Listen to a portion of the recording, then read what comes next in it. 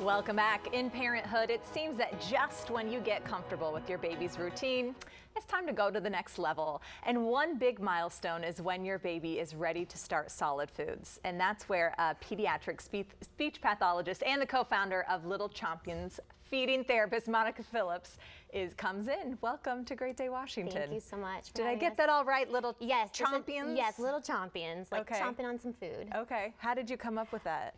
Great question. So back when I was having my first child, I was lucky enough that a lot of my friends were having kids at the same time. Yeah, true. But they all had a ton of questions. And between Googling things for them, sending them tips and tricks via email and text and phone call, and them going down the rabbit hole of searching, like, what do we need to do? How do we start? All of that stuff. I was like, this just feels crazy that we have to piecemeal this all together. Like, there has to be an easier way. And so that's how we started Little Chompions, so that everything you need to get started, and tips and tricks and educational things and developmental tricks, we're all in one spot. All right in one box for you. I was told with my first start solids about 6 months. Then this last time it was 4 months. Yes. What do you recommend? Oh goodness, it feels like they keep switching it on us, right? Like they go earlier and then they say later. So generally the 4 to 6 month range is what is typical.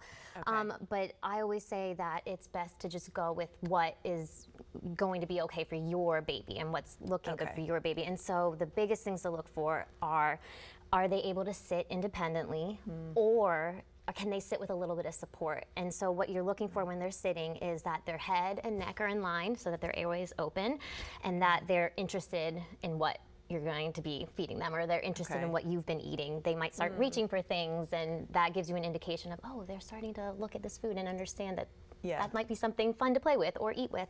And so if your baby isn't able to sit with a straight head, they're kind of to the side or they're flapping back, then you might need a little bit more practice, or let them get a little bit stronger first.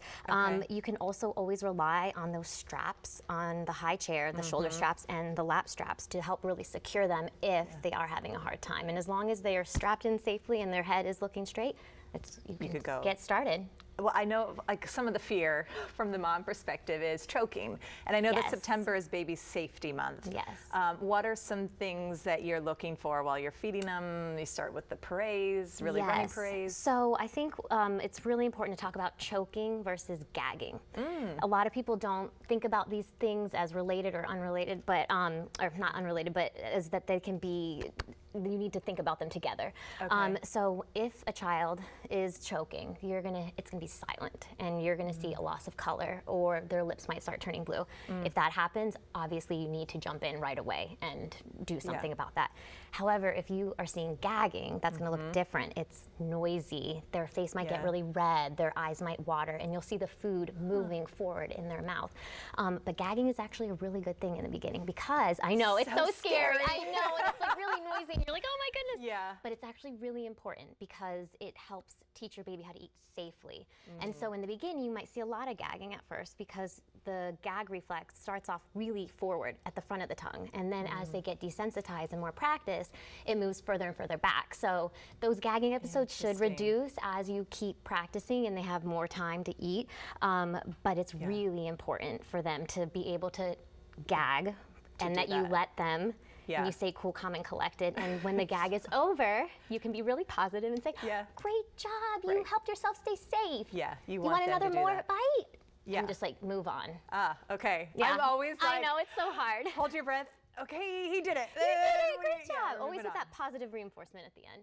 Really important. I know you have these great kits. I want to get to what's in them. That's such a cute bib.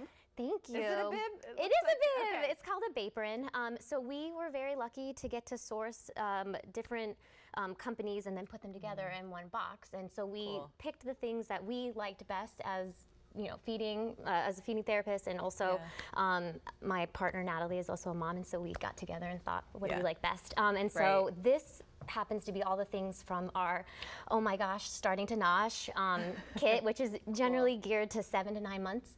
And so we love this bib because it's very lightweight, it's machine washable and dryer safe, and because it's so light and full coverage, for families that have a hard time letting things get messy, which you also need to do. I know, everything is hard, but it's really important, and it helps keep them more clean, and also they have more free range of motion because they're not stuck with the heavy silicone bib. Yeah, that's and they true. can move more easily. Oh, okay. Oh, I'm doing the heavy silicone bibs. Oh no. That's okay. You can switch. Okay. Or, you know, sometimes some babies like it. It doesn't matter. Or they have a little food pouch sometimes. Right. But yeah. Oh yeah. He dips in there. He's like, what did I drop? The treasure pouch. That's what we call it. Exactly.